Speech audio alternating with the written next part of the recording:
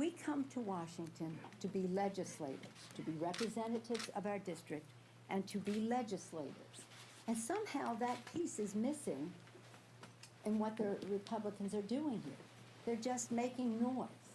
They're just saying something that might have good sound for domestic consumption back home. But they did not come here to legislate. So either they don't want to legislate or they don't know how to legislate. But there's really a void here in terms of what is our purpose to be here.